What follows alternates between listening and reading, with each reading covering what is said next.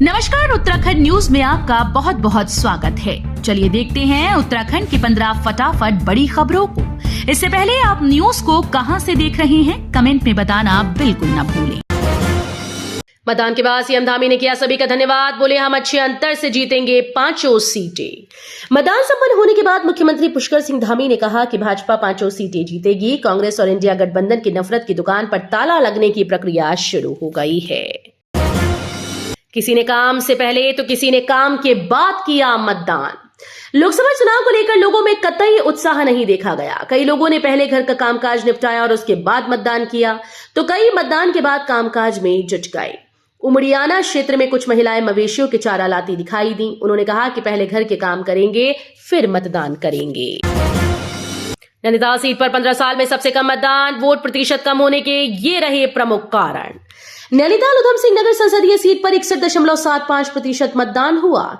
इस साल पिछले 15 सालों में सबसे कम मतदान हुआ। वोटिंग कम होने के पीछे विशेषज्ञ कई कारण बता रहे हैं। पीएम मोदी के मन की बात के मॉडल गांव वालों ने नहीं डाला वोट, धरने पर बैठे। प्रधानमंत्री नरेंद्र मोदी के मन की बात का मॉडल गांव सुनियाकोट के मतदाता बूथ तक नहीं पहुंचे। वर्ष 2020 में नौगांव पुनौरा रोड से जोड़ सुनियाकोट से कोटुली तक 4 किलोमीटर सड़क स्वीकृत हुई थी। ब्लॉक स्तर से जल्दबाजी में सड़क कटान शुरू तो किया गया, लेकिन आधी अधूरी छोड़ परेशानी में डाल दिया गया। बार बार चला पुनरीक्षण अभियान। कैंट विधानसभा क्षेत्र के प्रेमनगर निवासी ओपी शर्मा की मौत करीब 15 साल पूर्व हो चुकी है, लेकिन आज भी निर्वाचन आयोग के लिए वो मतदाता हैं। इसी तरह धर्मपुर विधानसभा क्षेत्र के पटेल नगर निवासी मोहन लाल की मौत 2004 में ब्रेन हेमरेज की वजह से हुई, पर मतदाताओं की सूची में उनका नाम आज भी शामिल है। परिवहन निगम की रोडवेज बसेस चुनावी ड्यूटी में इंतजार में भटकते रहे यात्री। परिवहन निगम की रोडवेज बसेस और टैक्सी वाहनों के चुनाव ड्यूटी में होने से यात्री दिन भर परेशान रहे। यात्री वाहनों के लिए दिन भर रोडवेज स्टेशन से सिलथाम तक भटकते रहे। तुअरदाल ने बढ़ाई सरकार की चिंता, जमाखोरी पर होगी सख्त कार्रवाई। सरकार की तमाम कोशिशों के बावजूद दाल की कीमतों में पिछले कई महीनों से दहाई अंक में बढ़ोतरी जारी है। अब सरकार इन कीमतों पर लगाम के लिए सभी कंपनी से दाल की सप्लाई तेज करने के लिए कहा है।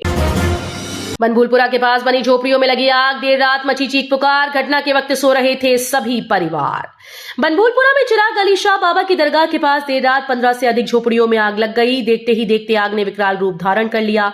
5 फायर टेंडर की मदद से आग पर 2 घंटे के बाद काबू पाया जा सका। पंजीकरण का आंकड़ा 10.66 लाख पहुंचा। केदारनाथ धाम के लिए सबसे अधिक 3.52 लाख रजिस्ट्रेशन। चारधाम यात्रा के लिए 5 दिन में पंजीकरण का आंकड़ा 10.66 लाख पहुंच गया। केदारनाथ धाम के लिए सबसे अधिक 3.52 लाख तीर्थयात्री पंजीकरण करा चुके हैं। दिल का दौरा पड़ने से ओमकारेश्वर मंदिर के वेद पाठी का निधन, अंतिम यात्रा में उमड़ी लोगों की भीड़। दिल का दौरा पड़ने से ओमकारेश्वर मंदिर उखी मठ के वेद पाठी मृत्युंजय हीरेमठ का निधन हो गया। हीरेमठ अपनी मधुर वाणी से बाबा केदार के भजनों को नया रूप दे रहे थे। आईआईटी के शोधकर्ता ने खोजे प्राचीन विशालकाय सांप के जीवाश्म, वासुकी रखा गया नाम। वासुकी इंडिकस नाम का नया पहचाना गया सांप लगभग 47 मिलियन वर्ष पहले मध्य इयोसीन काल के दौरान वर्तमान गुजरात के क्षेत्र में रहता था। ये एक ऐसा सांप है जो एक स्कूल बस जितना लंबा हो सकता है। पिछले वित्त वर्ष में 3 बड़ी आईटी कंपनीज ने निकाले 64,000 कर्मचारी। टीसीएस इंफोसिस भी नहीं रही पीछे।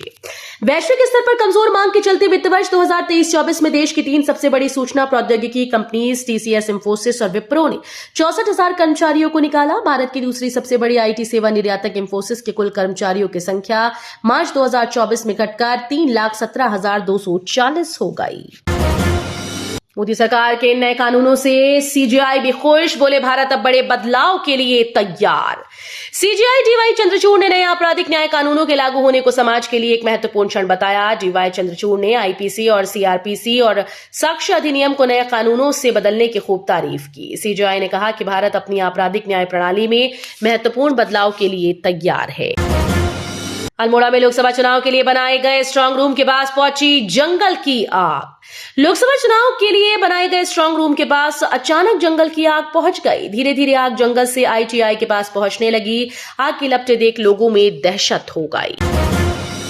भीषण गर्मी से जनता बेहाल, रेड जोन बने देश के 11 राज्य। अप्रैल आते ही देश भर में गर्मी का मौसम शुरू हो गया है। मौसम विभाग के मुताबिक पूर्वी प्रदेशों पश्चिम बंगाल, ओडिशा, आंध्र प्रदेश, तेलंगाना, तमिलनाडु, छत्तीसगढ़, झारखंड, गुजरात के कुछ हिस्सों में हीट वेव की स्थिति अगले 3 से 4 दिन के बीच जारी रहेगी। तो ये थी उत्तराखंड की 15 बड़ी खबरें। रोजाना ऐसे ही सबसे पहले अपडेट पाने के लिए चैनल को सब्सक्राइब करना बिल्कुल ना भूलें। साथ ही वीडियो को लाइक भी कर दें। धन्यवाद।